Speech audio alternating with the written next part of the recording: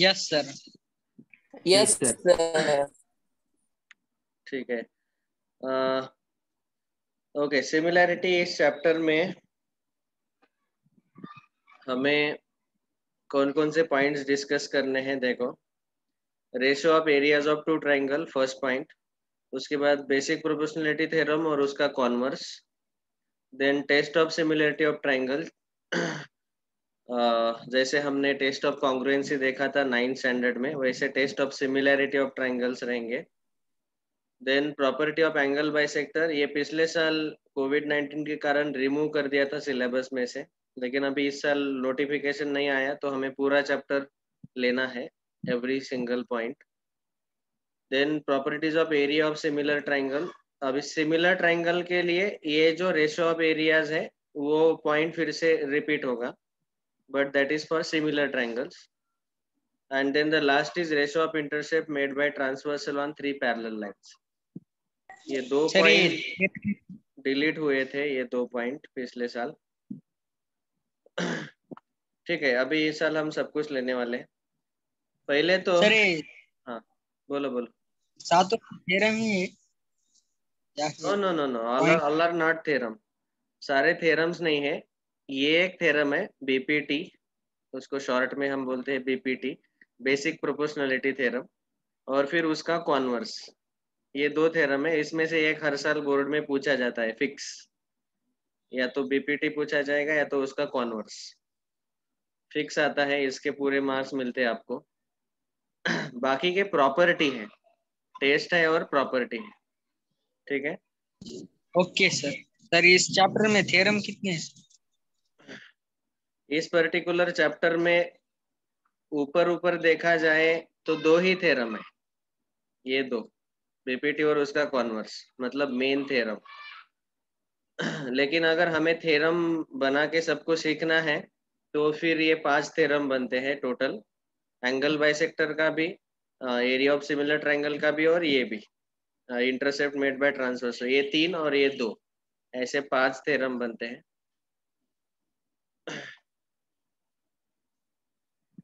All right, first point number 1, the ratio of areas of 2 triangles.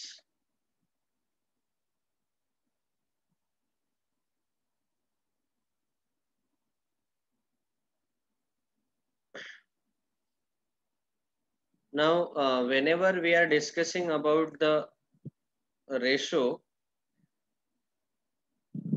we should understand ratio का मतलब होता है कि not the actual values, actual values नहीं चाहिए हमें। जैसे फॉर एग्जांपल, एक समझो बकेट में मैंने 2 टाइप के कलर लिए, एक 10 लीटर रेड कलर लिया और दूसरा 20 लीटर समझो ब्लू कलर लिया, और मैंने आपको पूछा कि रेड इज टू ब्लू, इसका रेशो निकालो, तो आप बोलेंगे रेशो इज 1:2।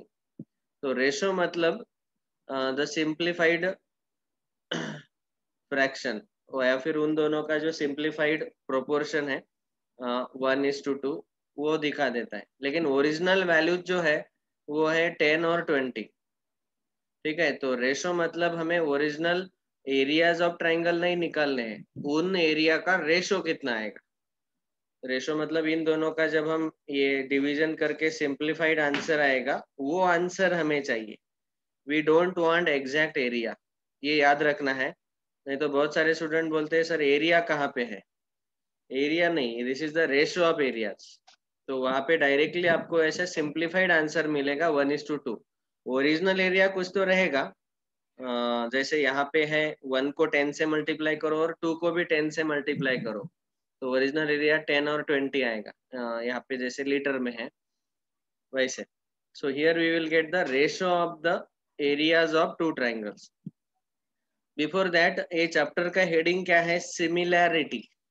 तो सिमिलैरिटी का मतलब क्या है, जैसे फॉर एग्जांपल आपको ताजमहल, एक्चुअल ओरिजिनल ताजमहल का हाइट देखो बहुत बड़ा है, लेकिन आपको बोला गया कि उसको आप पेंटिंग के फॉर्मेट में अपने स्केचबुक में ड्रॉ करो, तो फिर आप क्या करते हो, ताजमहल का ओरिजिनल हाइट समझो फॉर एग्जांपल 25 फीट का है, तो हमारे नोटबुक में हम उसको वो जो हाइट है वो लेंगे। अगर बड़ा स्केचबुक है तो we will take it as 25 centimetre only. 25 foot को हमने 25 सेंटीमीटर लिया। इसको बोलते हैं सिमिलैरिटी। मतलब सिमिलैरिटी और कॉन्ग्रुएंसी, इन दोनों में यही फर्क है। अभी मैं वो फर्क यहाँ पे बता देता हूँ। व्हेन वी से कॉन्ग्रुएंट, कॉन्ग्रुएंट का मतलब होता है, समझो दोनों ट्राइंगल है तो कॉन्ग्रुएंट का मतलब होता है same size and same shape. Shape म्हणजे आकार, त्या वस्तूचा आकार आणि साइज दोन्ही सारखे असतील, same size and same shape. But in similar triangles अगर है तो एक छोटा रहेगा एक बड़ा रहेगा, इसमें रहेगा डिफरेंट साइज, साइज डिफरेंट रहेगा लेकिन शेप सेम रहेगा। जैसे आपका ओरिजिनल ताजमहल और पेंटिंग वाला ताजमहल, उसका शेप सेम रहेगा लेकिन साइज डिफरेंट रहेगा। एक का साइज बहुत बड़ा है और एक पेंटिंग वाला साइज जो है वो छोटा है। ऐसे तो सिमिलैरिटी में डिफरेंट साइज और सेम शेप रहते हैं, लेकिन कॉन्ग्रुएंसी में दोनों सेम रहते हैं, साइज भी और शेप भी। ये फर्क याद रखो, ठीक है। तो हम पढ़ रहे हैं सिमिलैरिटी, तो सिमिलैरिटी में साइज डिफरेंट हो सकता है लेकिन शेप सेम रहेगा। शेप म्हणजे आकार, आकार सारखा असेल पण साइज वेगवेगळी असेल, लाइक दैट। अभी पहला पॉइंट है ratio of areas of two triangles. Very very simple.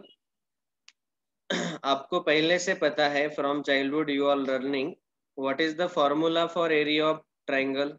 समझो मेरे पास यहाँ पे दो ट्राइंगल दिए हैं, say first triangle is A B C and second triangle is P Q R. अभी इस एबीसी ट्राइंगल का बेस हम ए बी लेंगे और हाइट जो है ये सी से एक परपेंडिकुलर ड्रॉ किया और इसको हम हाइट लेंगे। अभी यहाँ पे उन्होंने बुक में ऐसा दिया है तो बुक वाले सिंबल ही हम यूज करेंगे ताकि आपका कंफ्यूजन ना हो। तो ट्राइंगल एबीसी को नाम मैं ऐसा देता हूँ ए बी सी, और A D is the height. A B C, ABC में बीसी बेस है इस ट्राइंगल का, पाया, एंड एडी यहाँ पे डी पॉइंट है, point D, so that is height. Height of the triangle is AD. Okay, so now इस particular triangle का एरिया निकलते वक्त हम लिखेंगे half base into height, half B C into AD. वैसे दूसरा ट्राइंगल दिया है पी क्यू आर और पी एस उसका हाइट दिया हुआ है। ये नेमिंग चेंज कर लेते हैं। P Q are is a triangle, उसका क्यू आर हम बेस लेते हैं और पी एस ये हाइट लेते हैं। तो हम ऐसा लिखेंगे पहले कि इन ट्राइंगल एबीसी, पहला जो ट्राइंगल एबीसी है उसमें बेस है बीसी और उसका हाइट है एडी। बाद में in triangle P Q R, base है Q R and the height is P S. वो डायग्राम देख के समझ में आता है। और therefore we can say now area of triangle ABC, दोनों ट्राइंगल का area half base into height, ये फॉर्मूला रहता है। So area of triangle ABC will be half base into height BC into AD, इतना रहेगा। और area of triangle P Q R ये रहेगा half base is Q R into height is P S. और इन दोनों के एरिया का रेशो हमें चाहिए। So we can say therefore ratio of areas is equal to area of triangle ABC upon area of triangle PQR. It will be half BC into AD upon half BC in half QR into PS. ये half cancel हो जाएगा और यहाँ बचेगा area का ये formula. तो अभी आप देख सकते हो कि दोनों ट्राइंगल का एरिया का रेशो हमेशा हमें ऐसे ही मिलेगा। BC into AD upon QR into PS। क्या है वो? Base into height upon base into height.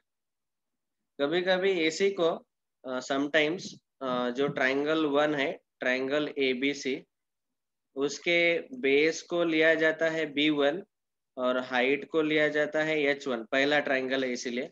और दूसरा ट्राइंगल PQR जो है, उसके बेस को अगर समझो B2 लिया और हाइट को H2 लिया, हाइट H2, तो फिर इनके एरिया का रेशो जो है, area of triangle ABC upon area of triangle PQR, ये जो रेशो है it will be equal to half B1 into H1 upon half B2 into H2, और हाफ कैंसिल होगा, ये आंसर हमें मिलेगा B1H1 अपॉन B2H2। दोनों का मीनिंग सेम ही है, बेस हाइट का प्रोडक्ट अपॉन बेस हाइट का प्रोडक्ट। तो यहाँ से हम एक कंक्लूजन लिख सकते हैं कि यहाँ पे ये कंक्लूजन लिया है, the ratio of areas of two triangle is equal to ratio of the product of their base and corresponding heights. किसका रेशो लेना है? इन दोनों के प्रोडक्ट का रेशो, वही एरिया का रेशो आ जाएगा। बेस और हाइट के प्रोडक्ट का रेशो ले लो दोनों ट्राइंगल के, that's all, that is the ratio of the areas. तो ये कंक्लूजन हम यहाँ पे वो सेंटेंस में लिख सकते हैं कि ratio of areas of two triangles is equal to ratio of product of base and height of triangles। Of course यहाँ हाइट के पहले करस्पॉन्डिंग वर्ड इसीलिए ऐड किया है, ये बहुत इंपॉर्टेंट वर्ड है। ऐसा मत सोचे कि उन्होंने करस्पॉन्डिंग ऐड किया किस लिए। देखो कभी कभी समझो ये ट्राइंगल ABC और PQR मुझे ऐसे दिया है, ABC और PQR, और समझो बाय मिस्टेक AC बेस है और ये BD हाइट है, और PR बेस है और QS हाइट है, तो फिर बेस और हाइट बदल जाएगा। यहाँ पे AC बेस आएगा और BD हाइट आएगा, और बेस PR और QS। इसलिए हमने यहाँ पे लिखा है बेस एंड उसका करस्पॉन्डिंग हाइट। देखो यहाँ पे बेस BC है तो उसका करस्पॉन्डिंग हाइट AD लेना है, ओके। नहीं तो फिर बहुत सारे स्टूडेंट क्या करते हैं, हमारा बेस का कंसेप्ट क्या है, जो जो नीचे वाला है वो बेस, लेकिन उसका करस्पॉन्डिंग हाइट जो है उसी साइड में परपेंडिकुलर ड्रॉ रहना चाहिए ना, वही तो हाइट रहेगा। तो इस ट्रायंगल में वो नहीं दिया है आपको, ये आपको हाइट जो है यहाँ पे BD दिया हुआ है, तो यहाँ बेस AC लेना पड़ेगा और हाइट BD लेना पड़ेगा।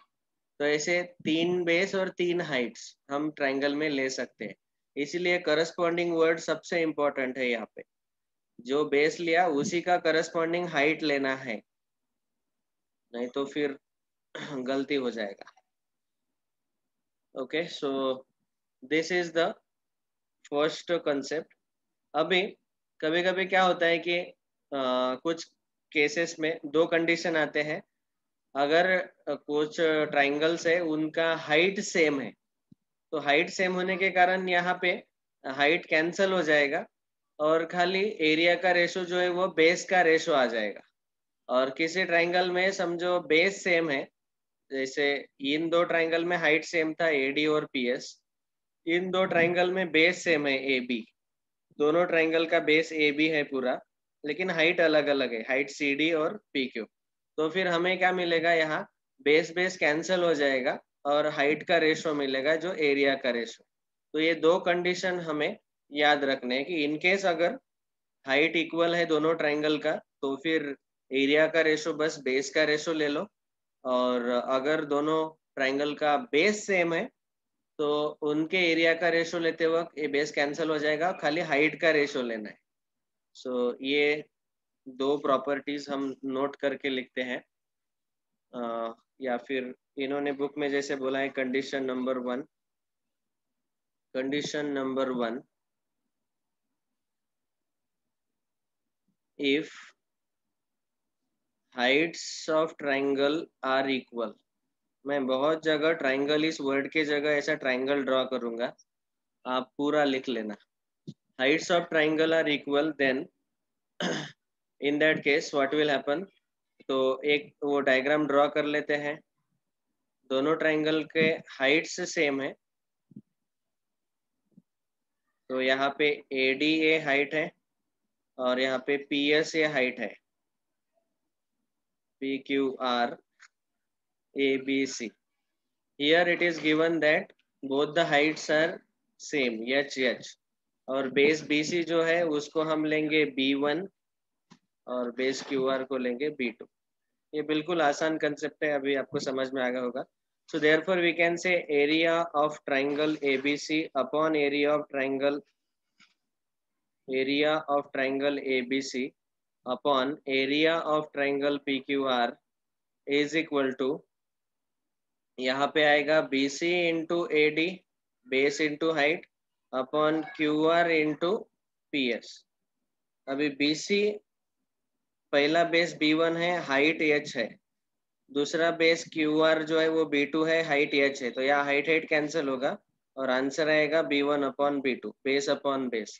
तो यहाँ पे हम बोल सकते हैं कि अगर ट्राइंगल के हाइट्स इक्वल है तो यहीं पे मैं कंक्लूजन लिख रहा हूँ, then ratio of areas of two triangles is ratio of their corresponding bases. उनके बस बेस का रेशियो ले लो, दैट्स ऑल. हाइट अगर इक्वल है तो ये हुआ पहला कंडीशन.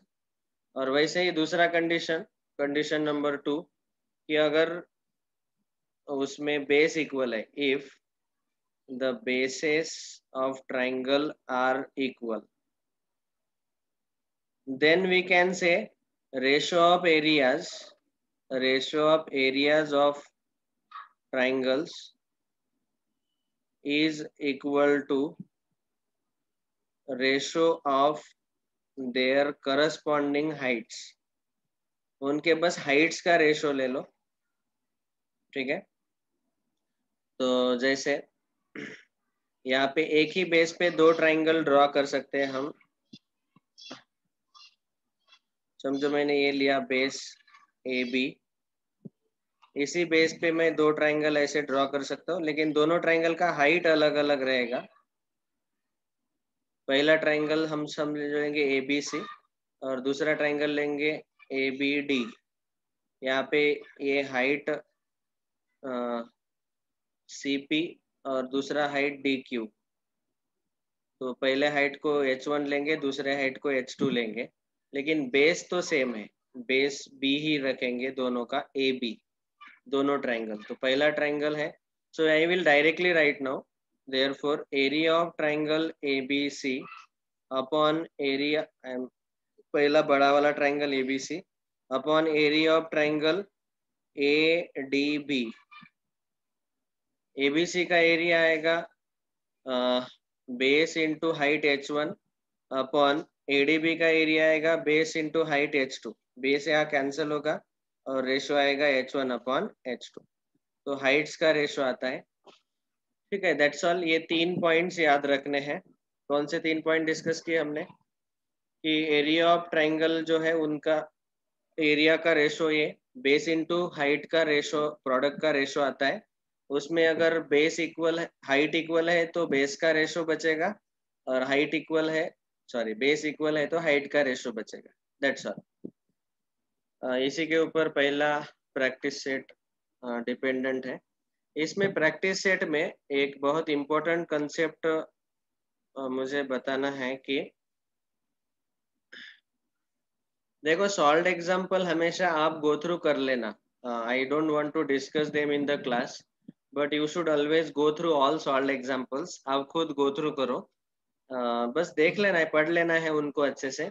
द रीजन इज बहुत बार बोर्ड में सॉल्व्ड एग्जांपल भी आते हैं डायरेक्टली एज इट इज.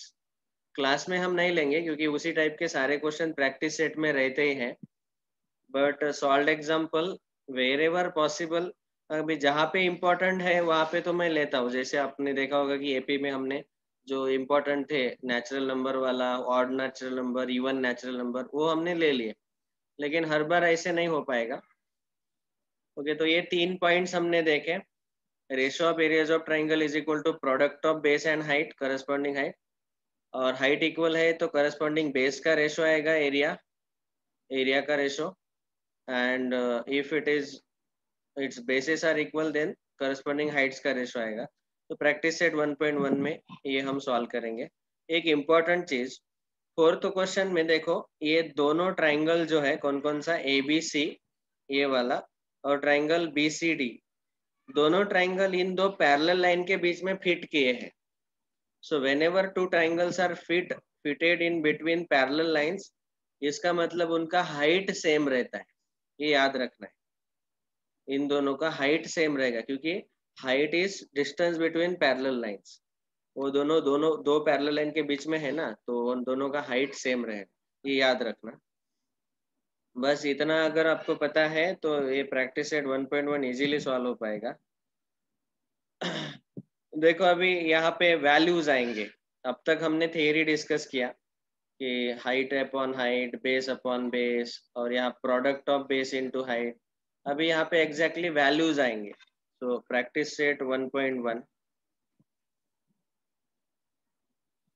ये बहुत ही आसान है, इसमें बहुत सारे स्टूडेंट सॉल्व कर लेते हैं खुद से। फिर भी मैं प्रैक्टिस के लिए एक दो क्वेश्चन डिस्कस कर लेता हूँ।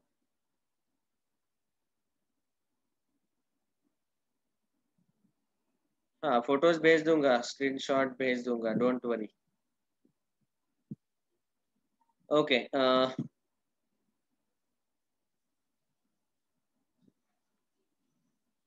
Question number 1, base of triangle is 9 and height is 5.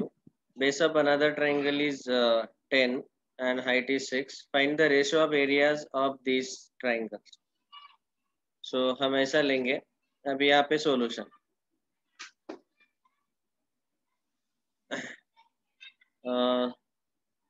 पहला ट्राइंगल जो है फर्स्ट ट्राइंगल जो है, let us take it as ABC, triangle ABC। इसका base B1 is equal to दिया हुआ है 9 एंड हाइट लेट लिखना है। Let triangle ABC, first triangle, उसका बेस B1 9 और हाइट H1 5। दूसरा ट्राइंगल PQR लेंगे, उसका बेस हम लेंगे B2 is equal to 10 and height H2 is equal to 6. Therefore, ratio of their areas. Find the ratio of areas of this triangle. तो हम ऐसा लिखेंगे, therefore ratio of areas of two triangles is equal to area of triangle ABC upon area of triangle PQR is equal to B1 into H1 upon B2 into H2. Value substitute करो, answer निकाल। 9 into 5 upon 10 into 6। यहाँ cancellation करो या फिर अगले step में कर सकते हैं। 3 3 जा 9, 3 2 जा 6, 5 1 जा 5, 5 2 जा 10, 3/4। और क्योंकि ये रेशो है तो हम आंसर लिखेंगे ऐसा 3:4। ठीक है, दैट्स ऑल। ऐसे बहुत सिंपल क्वेश्चन है, लेकिन ये कैसे लिखना है इसलिए मैंने थोड़ा सा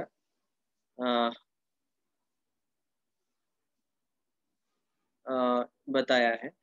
और यहाँ पे बहुत इम्पोर्टेंट ये है कि हमने तो अभी डायरेक्टली लिख लिया product of base and height, B1 H1 B2 H2, लेकिन बोर्ड में इसके साथ साथ एक इम्पोर्टेंट चीज एक्सपेक्टेड रहता है कि आप हर एक चीज जो लिखते हो ज्योमेट्री में स्पेशली, उसके साइड में उसका रीजन लिखना जरूरी है।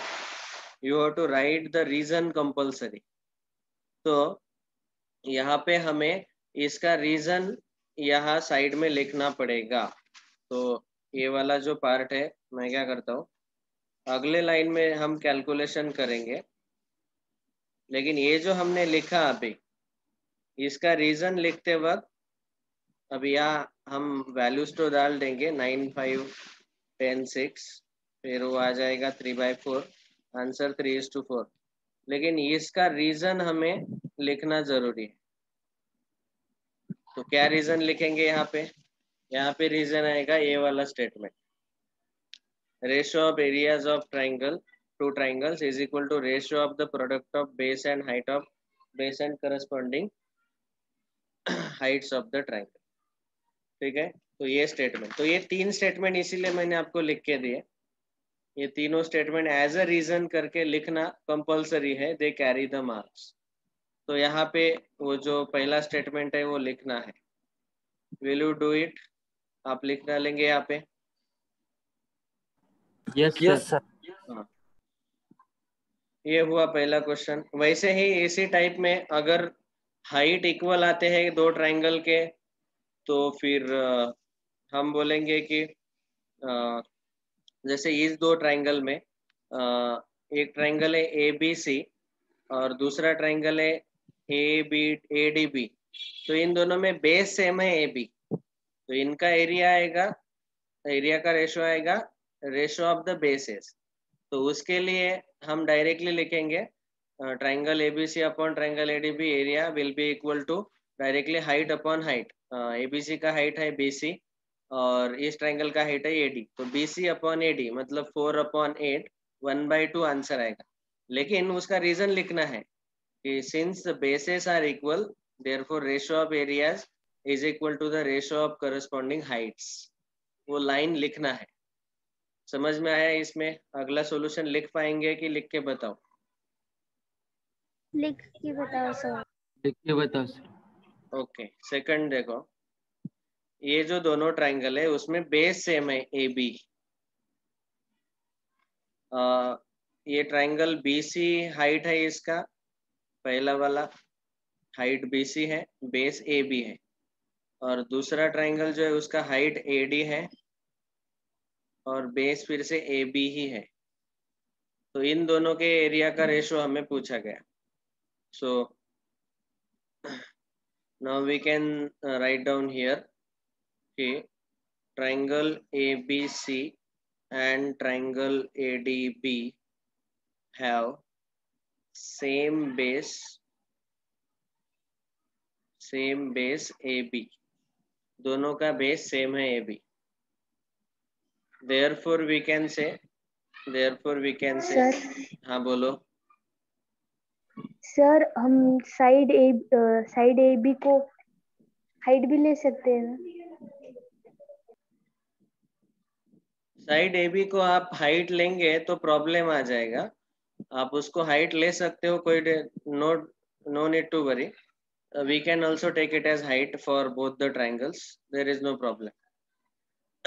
तो आप बोलेंगे कि कॉमन हाइट है वो, दोनों ट्राइंगल का कॉमन हाइट ए बी।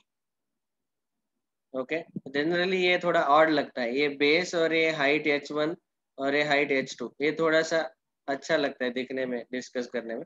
आप उसको भी हाइट ले सकते हो ए बी को। A B could be called as common height of both the triangles, no problem. उधर सेंटेंस लिखना पड़ेगा ना सर एक? हाँ, अभी देखो इसका आंसर आएगा स्ट्रेट फॉरवर्ड, इनका रेशो जो है एरिया का वो आएगा, ऑफ कोर्स आप लिख सकते हैं प्रोडक्ट, लेकिन अभी डायरेक्टली लिखो क्योंकि हम वैसे भी रीजन लिखने वाले हैं। BC अपॉन AD ये आएगा, और फिर यहाँ ब्रैकेट में सेंटेंस लिखना है कि since base AB is equal for both the triangles, therefore area of the ratios is equal to the ratio of the heights। BC और AD का वैल्यू यहाँ पे डाल दो अभी, 4/8 that is 1/2, so the answer is 1:2। Calculation बहुत आसान है, बस हर जगह ये रीजन का एक एक्स्ट्रा चीज आ रहा है, तो वो लिखना जरूरी है।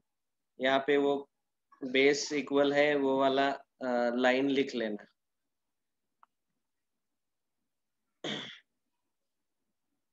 Next question number 3, in the adjoining figure segment PS perpendicular segment RQ PS is perpendicular to RQ, QT perpendicular to PR, QT is perpendicular to PR. Okay, RQ, PS, PR ये तीन वैल्यूज दिए हैं और QT find करना है. सो यहाँ पे तीन वैल्यूज दिए हैं और चौथा वैल्यू हमें पूछा गया. So third question. अभी आप ऑब्जर्व करो कि यहाँ पे ये जो चार वैल्यूज है, क्या ये किसी ट्राइंगल का बेस हाइट का काम कर रहे हैं क्या? तो आप ऑब्जर्व करेंगे RQ और PS. RQ और PS जो है, ये जो ट्राइंगल है PQR ट्राइंगल, PQR ये जो ट्राइंगल है, इस ट्राइंगल का बेस है RQ और हाइट है PS. हाइट देखो ट्राइंगल के बाहर भी हम लिख सकते हैं. ऑफ कोर्स PQR ट्राइंगल का हाइट हम QT भी ले सकते हैं, लेकिन उस केस में बेस PR आएगा. ओके, बेस PR लिया तो हाइट QT लेना पड़ेगा और बेस RQ लिया तो हाइट PS लेना पड़ेगा. तो ये अलग बेस अलग हाइट, लेकिन ट्राइंगल सेम ही है PQR. तो आप ऑब्जर्व करेंगे कि RQ और PS का क्या रिलेशन है. तो RQ एक बेस है तो उसका करस्पॉन्डिंग हाइट PS है. और PR अगर मैंने PR का वैल्यू 12 दिया है, PR अगर मैंने बेस अज्यूम किया तो उसका करस्पॉन्डिंग हाइट QT आएगा. ठीक है. और यहाँ पे एक्चुअली स्पीकिंग एक ही ट्राइंगल है PQR, तो दोनों का एरिया लेते वक्त एक ही ट्राइंगल का एरिया का रेशो ले लो, या फिर आप बोलो कि एक ही ट्राइंगल है तो दोनों का एक ही ट्राइंगल है तो उसका एरिया का रेशो इक्वल ही आएगा. तो सीधा सीधा आपको RQ into PS is equal to PR into QT, इन दोनों का प्रोडक्ट इज इक्वल टू इन दोनों का product. So 6 6 36 is equal to 12 into QT. तो QT का वैल्यू आएगा 36/12, दैट इज 3. फिर भी ये ओरली सॉल्व किया, अभी लिख लेते हैं solution. Let us write down. देखो ये जो ट्राइंगल था, ट्राइंगल तो एक ही है PQR. ये है पॉइंट P, पॉइंट QR. अभी इसी ट्राइंगल का एक हाइट हम ऐसे ले रहे PS और दूसरा हाइट ऐसा ले रहे QT. ठीक है. जब PS हाइट लेंगे तो बेस RQ लेना पड़ेगा, और जब जब QT हाइट लेंगे तो बेस PR लेना पड़ेगा. Okay. So we can say for triangle PQR, base is equal to QR का वैल्यू दिया है RQ 6 दिया है. आप RQ लिखो क्योंकि बुक में RQ बोला उसको. ठीक है, कोई प्रॉब्लम नहीं. RQ height will be PS ये वाला height. PS is given how much? 6. ठीक है. एंड यहाँ पे मैं एक वर्ड ऐड कर देता हूँ, corresponding height. So we can say now therefore area of triangle PQR is equal to half RQ into PS. ये आएगा. एरिया का रेशो ही लेना है तो एरिया नहीं लिखा तो भी चलेगा, लेकिन ये मैं फॉर यूर अंडरस्टैंडिंग ये लिख के दे रहा हूँ क्योंकि ट्राइंगल एक ही है. तो ट्राइंगल एक ही है इसलिए इसका एरिया सेम आएगा. तो मैंने फॉर्मूला लिख लिया बस. वैसे ही also for triangle PQR we can take base as PR का वैल्यू दिया हुआ है 12 एंड हाइट एज QT, वो हमें फाइंड आउट करना है.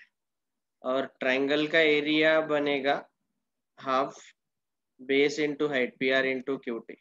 और अभी इसी ट्राइंगल का रेशो ले लो, सेम ट्राइंगल का रेशो सेम खुद के साथ ही. तो रेशो 1:1 आएगा क्योंकि ट्राइंगल तो वही है.